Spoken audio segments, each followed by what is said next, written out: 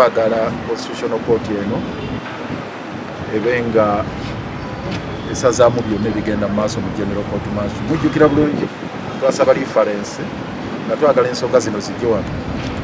Omukulu Freeman Mugabe akulira kooti wamu ne judge advocate ne bannaabwe ne beewangamyako obuyinza obugamba nti bo be balina okusalawo oba ensonga zijja eno oba tezijja, ne bagaana. Kati ensonga zonna ze baagaana okuleeta wano ffe tuzireese butereevu, era tuzze nga tusaba nti proceedings ezo zigenda mu maaso bimenya Semateeka. Ekisooka Dr. Besigye awambibwa buwambi, amateeka galambika bulungi nti omuntu yenna awambiddwa n'aggyibwa mu ggwanga eddala n'aleetebwa wano ngo tebayisa mu gye bayita extradition process tasobola kugulibwako misango era tasobola kuwozesebwa. Kenya erina extradition act ne Uganda erina extradition act. Amateeka agaga nti olina okuyita mu judicial process. Kooti ye Kenya erina okusooka okubawuliriza nefulumya kode bakomyawo wano ekitambule gwe kimenya Semateeka. Era ekirala baga nti balina MOU etatwalibwa mu parliament nti MOU memorandum of understanding bwe bawa obuyinza Kenya ne Uganda okwatagana ng'ate amateeka ga extradition gogera ku extradition treaty ate n'ekirala olina okuyita mu judicial process ne MOU teyatwalibwa mu parliament n'ebirala. So byonna ebyo byonna bimenya Semateeka. N'ekyokuba nti beewangamizaako obuyinza obugamba nti bawuliriza emisango gyonna mu nsi yonna gye gyazzibwa, Greece, Switzerland, Kenya, wherever, ebyo bimenya Semateeka.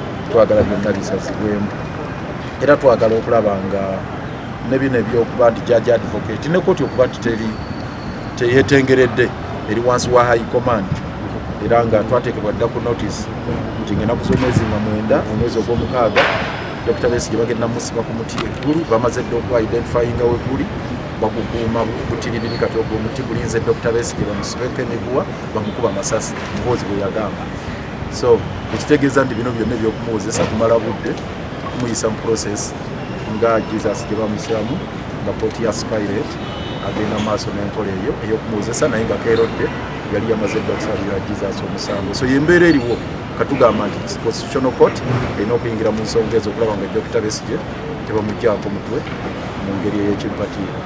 So twagala ensonga ezo zonna constitutional court eziyingiremu mu ngeri yemu. Era taddeyo application number 1 eya 2025 ng'eyesaba injunction, temporary injunction nti nga bwe tulinda constitutional petition ewulirwe kooti efunyeyo ekiragiro ekiyimiriza mbagirawo general court martial eyo Freeman Mugabe ne banne obutagenda mu maaso nebyo bakola okutuusa ng'ensonga za Dr. Kiiza Besigye kooti Etaputa Semateeka emaze oziwuliriza.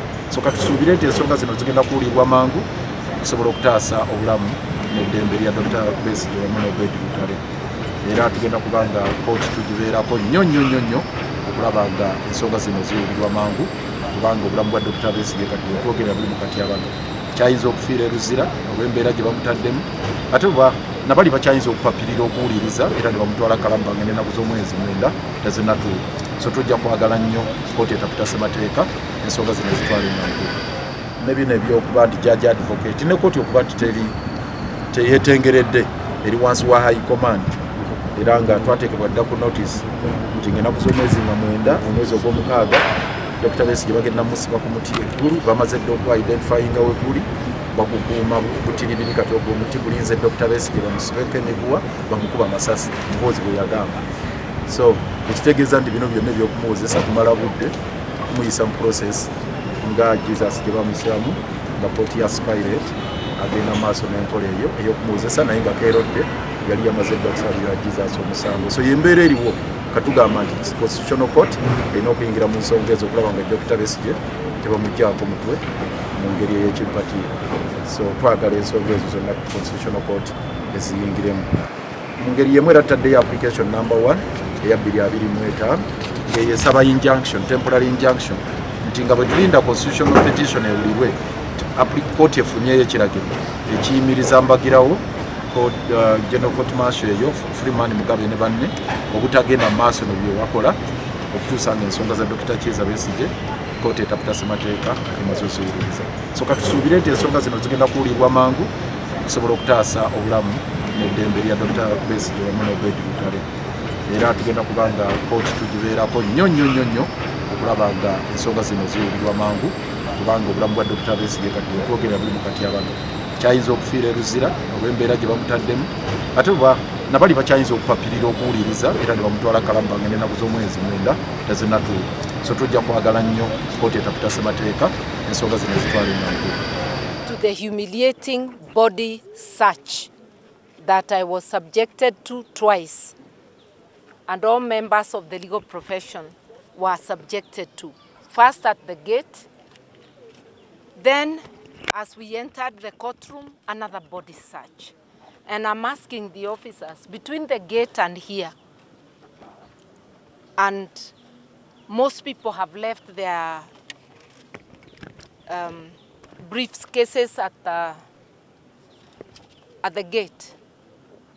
What would make them subject us to a second body search? Secondly, I have not yet had audience, the right of audience in court, because I'm not yet licensed to practice in Uganda. I'm expecting a special license to be issued by the Law Council. It has been indicated, I applied last week. I was informed that they do not process digital applications. So my physical application was brought on Wednesday, and it was taken by the law firm of Lukwago and Company. And it has not yet been processed, but I have been promised by the chair of the Law Council, Justice Mulyangoja, that we may hear from them as early as tomorrow. We have been able to have audience with our client in the court, within the court precincts, and our client was very firm that we ought to apply for adjournment. I should say our clients, not client, so that we can get the answer from the Law Council. You can see for yourself the harassment we have to endure, that they cannot wait even for a minute for this conversation to happen. I want to agree with my colleague, the Lord Mayor, that the abduction of Mr. Besigye and Mr. Lutale from Kenya breaches the Constitution of Kenya, the Constitution of Uganda, and the East African Treaty. I have looked at the charge sheet. The offenses are alleged to have been committed in Kenya, Greece, and Switzerland. Unless if Uganda has annexed Kenya, and we do not know, Ugandan authorities have no jurisdiction whatsoever on anything committed on Kenyan soil. That is, if at all any offense was committed. So we will be raising many objections. I am coordinating Pan-African lawyers from Nigeria, from Kenya, from Ghana, from various jurisdictions, including Tanzania, who will also be applying to practice. As Pan-African lawyers and politicians, we are taking this matter very seriously. We are going to stand in solidarity, and we will file other cases in the East African Community Court, EACJ, against Kenya and Uganda for their illegal conduct. We will be exploring all legal options, and I'm very hopeful that tomorrow I'll be granted a license to practice in Uganda, and that the Law Council will be ready to process other multiple applications. Yeah. Indeed, they are going